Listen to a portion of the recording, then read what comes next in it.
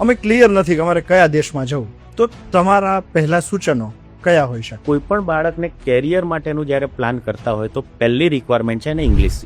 Then you can start your career plan for admission and visa second year.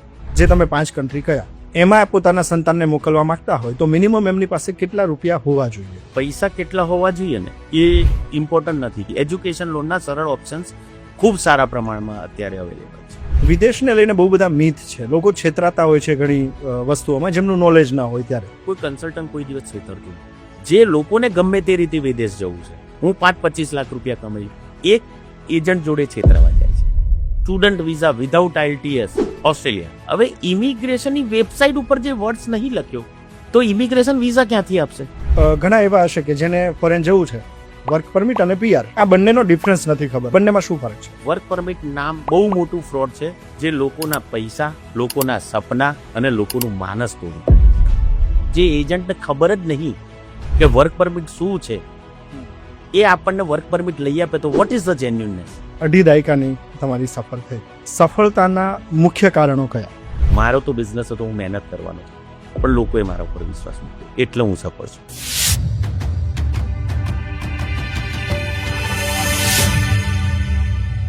તમારું સંતાન વિદેશમાં અભ્યાસ કરવા માંગે છે તો આજનો પોડકાસ્ટ તમારા માટે બહુ જ જરૂરી છે.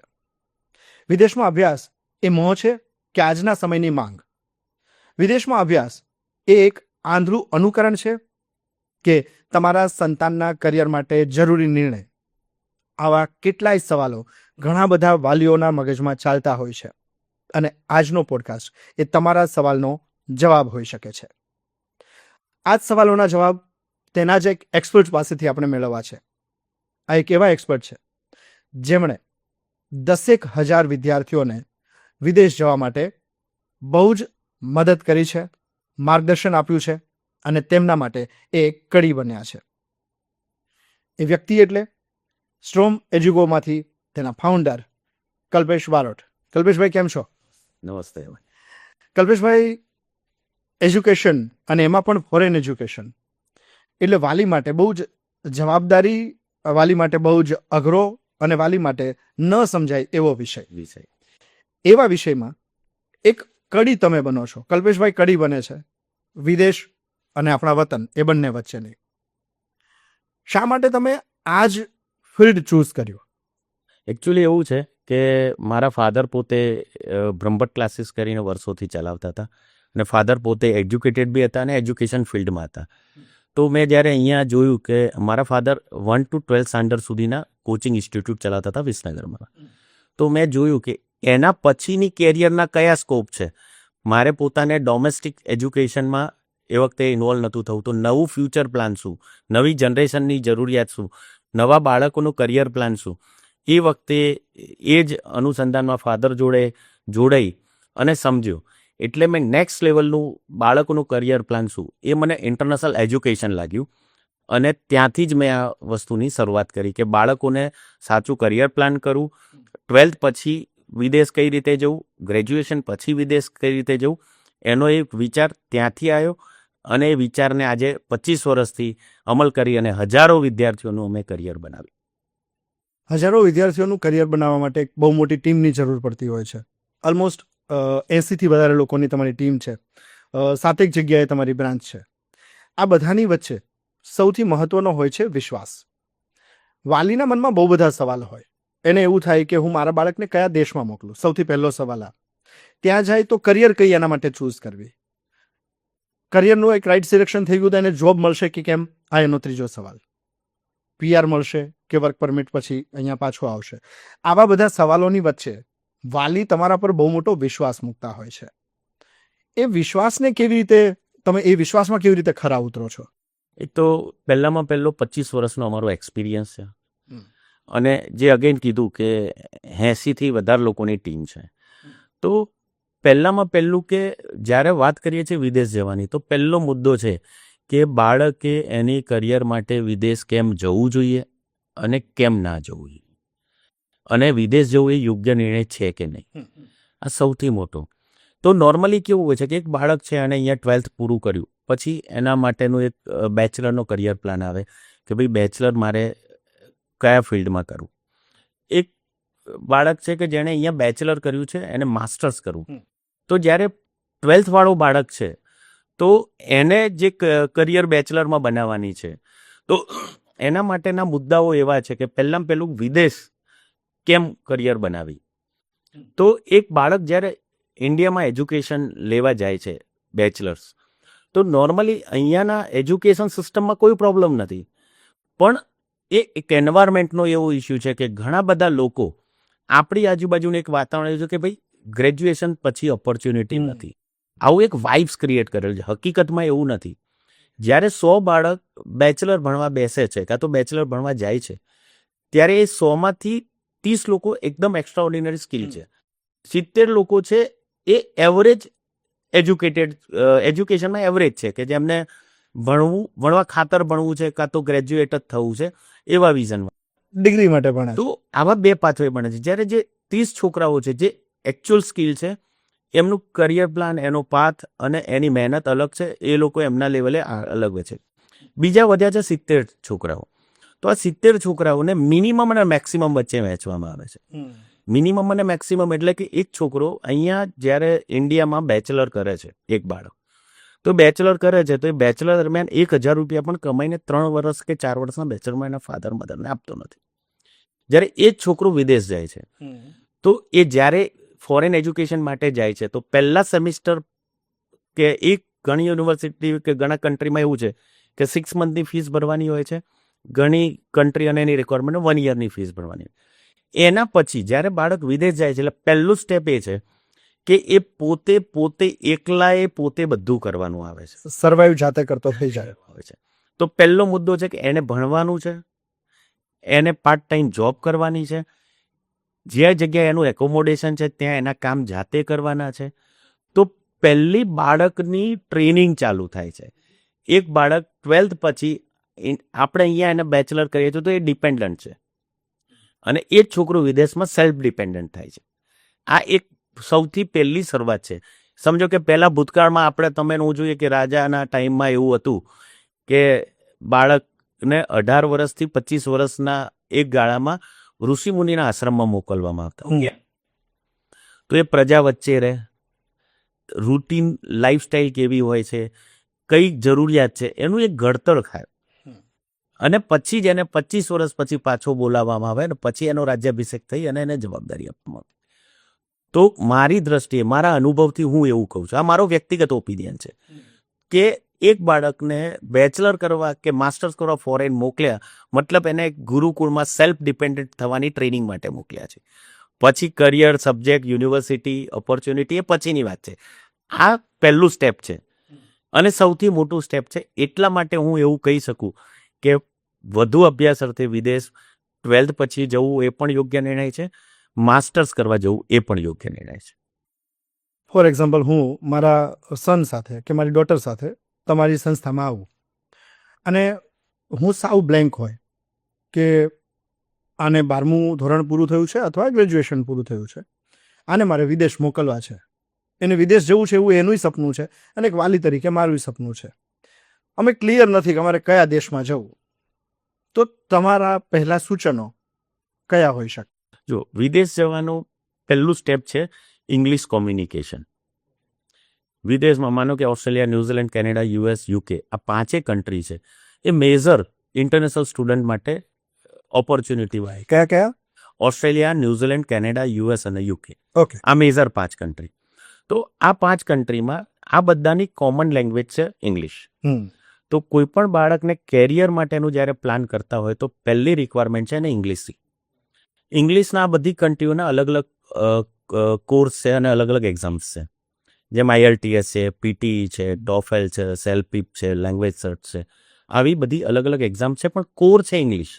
બધી એક્ઝામિનેશન બોડી ડિફરન્ટ છે, પણ એનો કોર છે ઇંગ્લિશ. કે તમે ઇંગ્લિશ કોચિંગ લો, ઇંગ્લિશ પ્રિપેર કરો, એ એક્ઝામમાં ક્વોલિફાઈડ થાવ, then you can start your career plan for admission and visa secondly.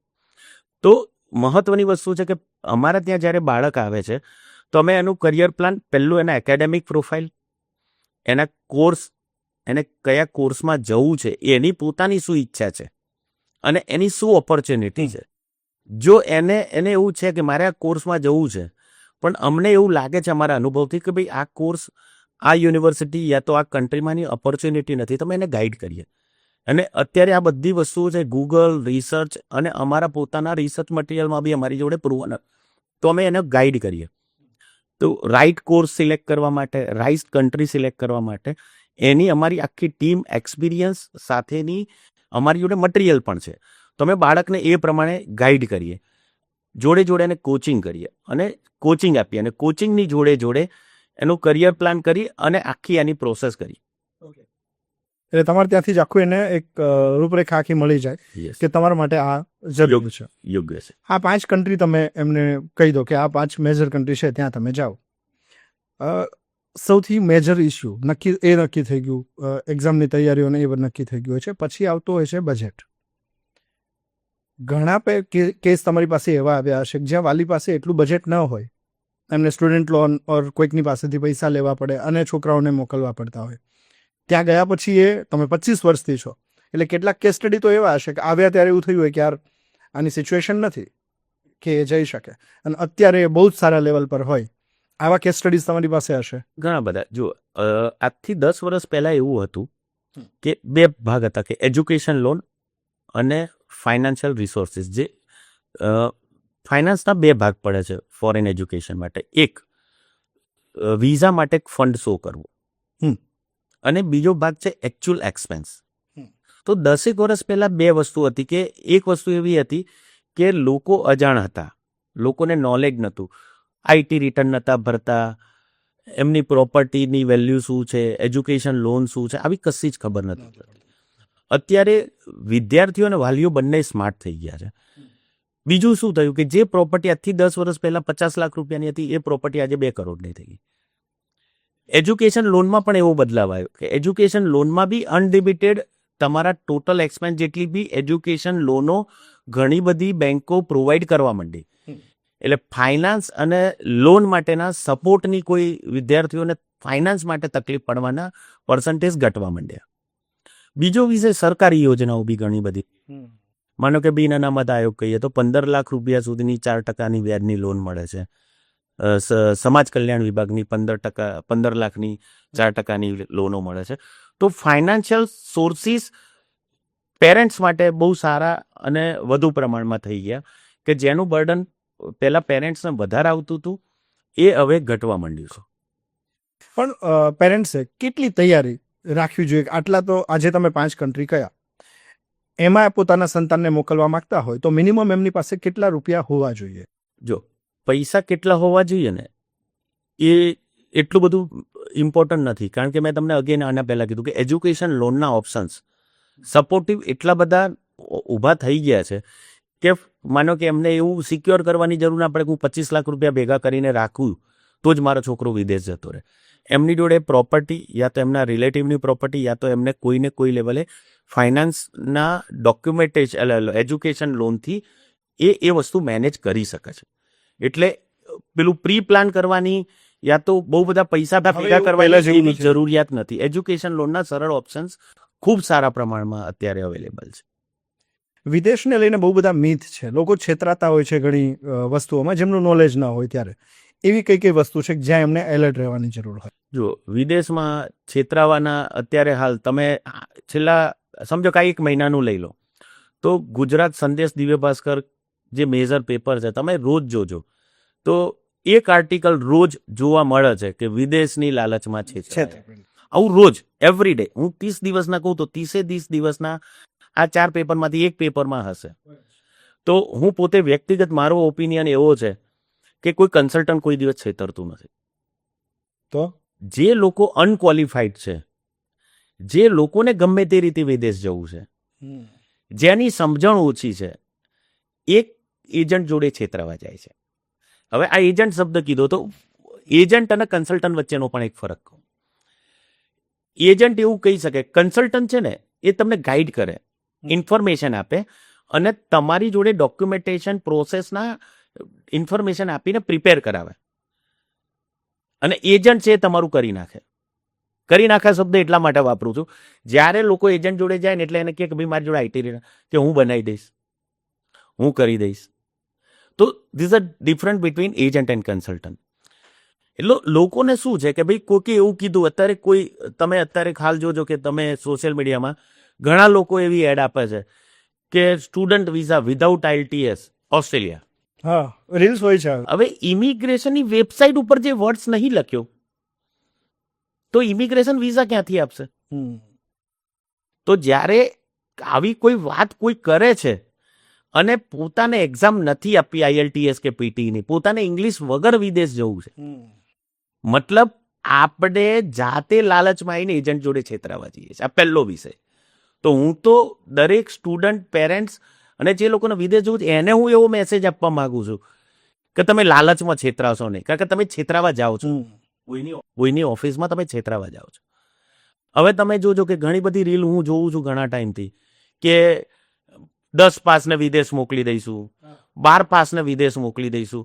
હું તમને વાત કરું તો હું મેજર યુરોપની વાત કરીએ કે ઓસ્ટ્રેલિયા, ન્યુઝીલેન્ડ, કેનેડા, US, UKની વાત કરીએ, આ કન્ટ્રીની બેઝિક લેંગ્વેજ કઈ?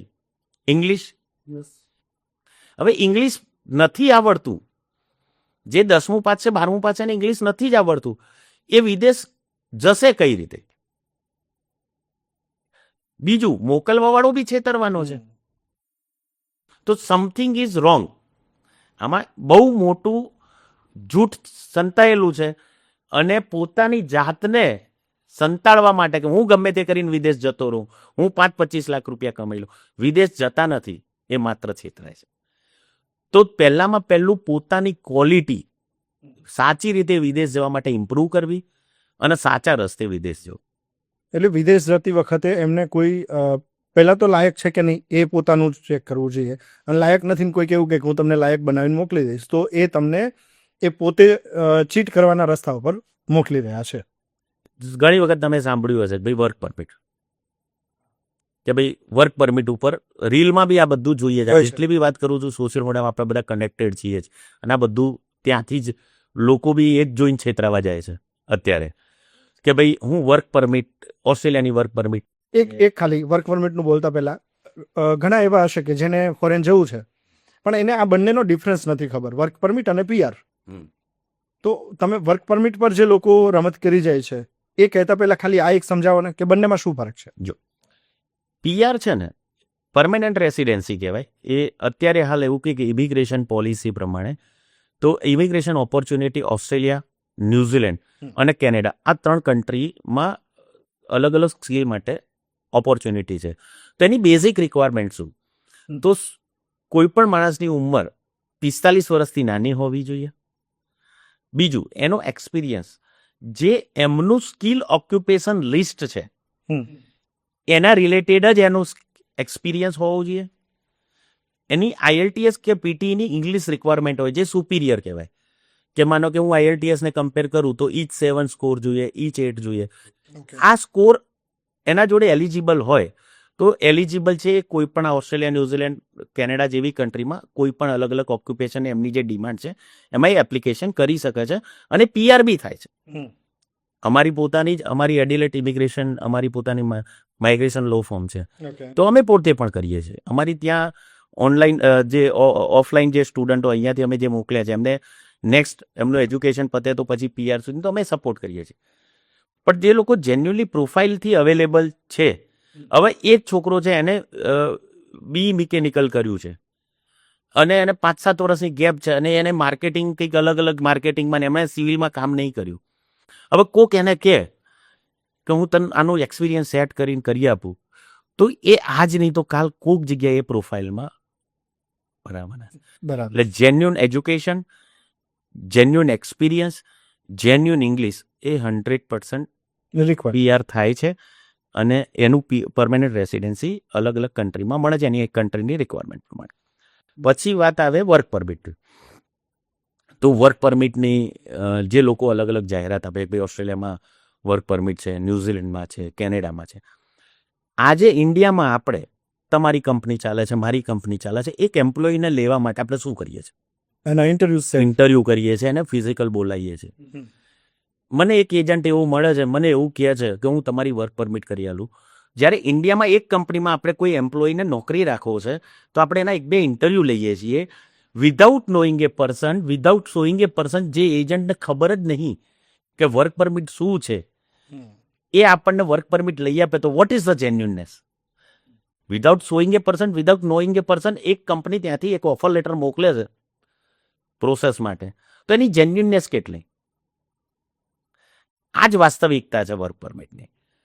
તમે અને મેં મારા પોતાના 25 વર્ષની કેરિયરમાં મેં કદાચ વર્ક પરમિટ નામના વ્યાખ્યામાં કેવા જોયા હશે કે જેની ઇન્ડિયામાં કોઈ મોટી મલ્ટીનેશનલ કંપની છે, એની કોઈ કન્ટ્રીમાં બ્રાન્ચ કરે છે અને લોકો જાય છે. બાકી વર્ક પરમિટ નામ એક એવી બહુ મોટું ફ્રોડ છે જે લોકોના પૈસા, લોકોના સપના અને લોકોનું માનસ તોડી કાઢે છે. યસ, આપ વર્ક પરમિટ પર કંઈક બીજું ગાઈડ કરતા હતા અને મેં તમને વચ્ચે ઇન્ટરપ્ટ કર્યા. એ જ મેં જે કીધું કે વર્ક પરમિટ એક બહુ મોટું માનસિક ફ્રોડ છે. લોકોના સપના, લોકોના વિચાર ને પૂરા કરી દેવાના, અને લોકો છેતરાવા જાય છે. હું પોતે વ્યક્તિગત એવું કરું કે જો તમે ઉંમરથી એલિજિબલ થતા હોય અને તમને એવું લાગે છે કે અમારી જોડે સ્ટુડન્ટની ઓપોર્ચ્યુનિટી નથી, અમારા માટે પીઆરની ઓપોર્ચ્યુનિટી નથી, તો એ પોતે એમના બાળકોની એવી કરિયર બનાવે કે ભવિષ્યમાં એ બધા સેટ થઈ શકે. પણ ઉંમરના વ્યાખ્યાથી, એજ્યુકેશનના વ્યાખ્યાથી કે ઇંગ્લિશની વ્યાખ્યાથી છેતરાશો ને. એટલે આ ઇન્ડસ્ટ્રીમાં ધ્યાન રાખવા જેવા કે એલર્ટ રહેવા જેવા ઘણા બધા કિસ્સો હોય છે. તમારો સૌથી નજીકનો કોઈ કેસ હોય કે ભાઈ આ કેસમાં બહુ ટફ હતું પણ એ છોકરાએ બહુ જ મહેનત કરી? ઘણા બધા કિસ્સાઓ આ 25 વર્ષની જર્નીમાં તમારી પાસે હશે ફોરેન માટેના. એવો કોઈક યાદગાર કિસ્સો અમને જણાવશો? ઘણા બધા. એટલે સમજો કે એક બાયડનો મારો બહુ 10-15 વર્ષ જૂનો કેસ છે. બાયડનો એક છોકરો હતો, એના ફાધર રિયલી પ્રાઇમર્સ રિપેર કરતા હતા અને મેં જોયેલા. કારણ કે મારે બાયડ એક સેમિનારમાં હું ગયો હતો ને પછી હું એમની દુકાને ગયો હતો, એમને પ્રાઇમર્સ રિપેર કરતા મેં જોયા હતા. એમના છોકરાને મેં એ વખતે મોકલેલો. હું 2012થી 14 વચ્ચેની વાત કરું છું. એ વખતે એને ફોરેન મોકલેલો.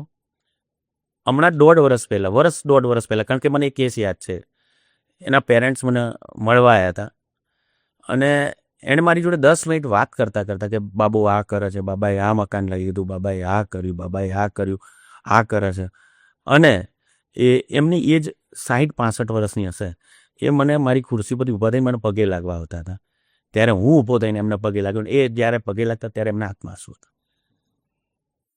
એ મારા માટે બહુ મોટા આશીર્વાદ, હું આજે એને બહુ મોટા આશીર્વાદથી સ્વીકારું છું. આવા ઘણા બધા કેસ, પણ મને એ યાદગાર રહ્યો કારણ કે એ મારી સામે બનેલો અનુભવ હતો.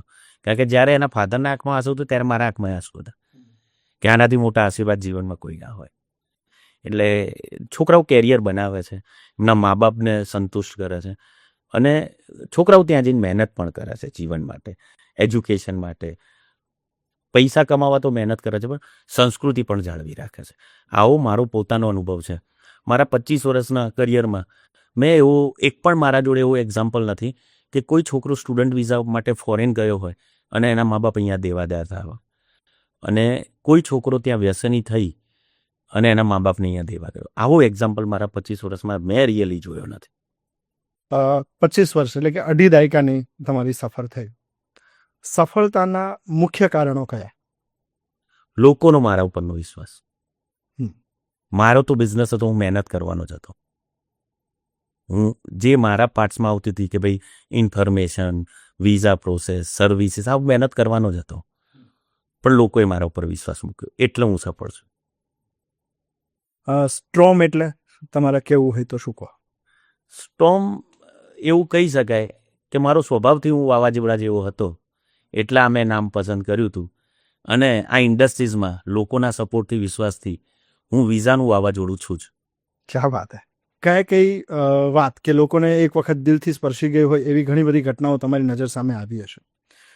મને ખાસ આ ઇન્ડસ્ટ્રી, અબ્રોડ ઇન્ડસ્ટ્રીના જે ફેક્ટ તમે કીધા એમાંથી અમુક એજન્ટવાળી ઘટનાઓ છે, એમાં લોકોએ અલર્ટ રહેવાનું છે.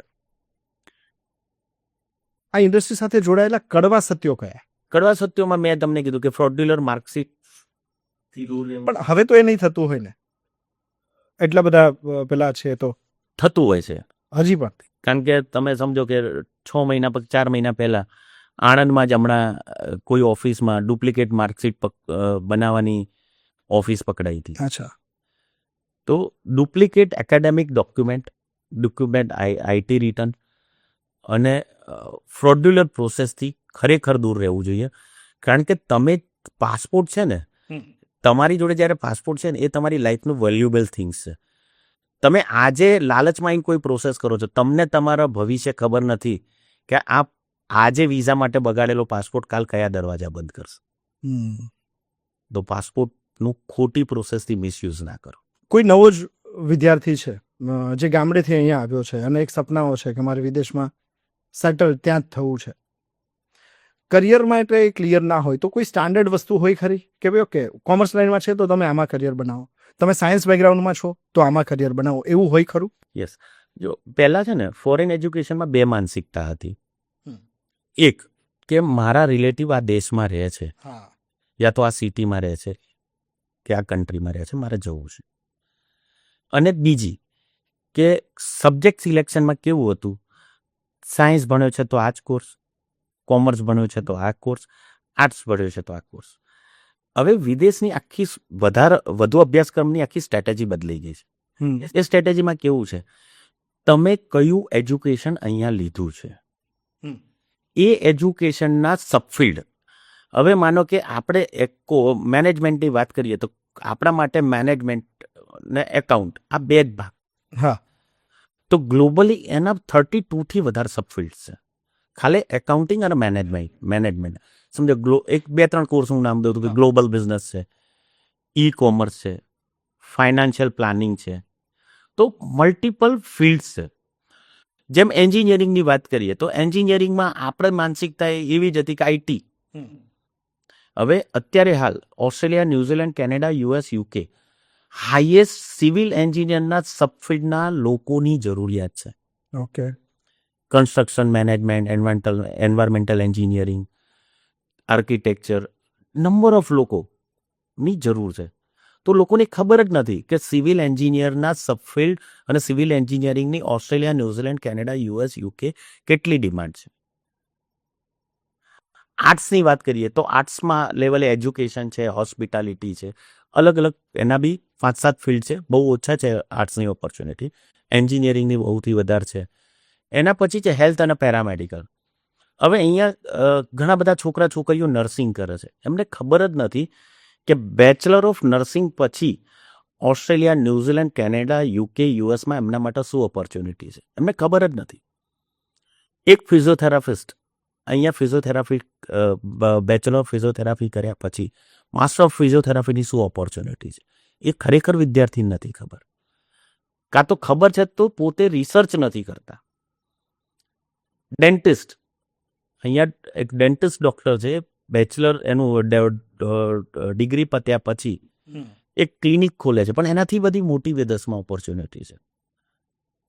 ફાર્મસી, તો હેલ્થ, પેરામેડિકલ, મેનેજમેન્ટ, એન્જિનિયરિંગની સ્પેસિફિક કન્ટ્રીમાં.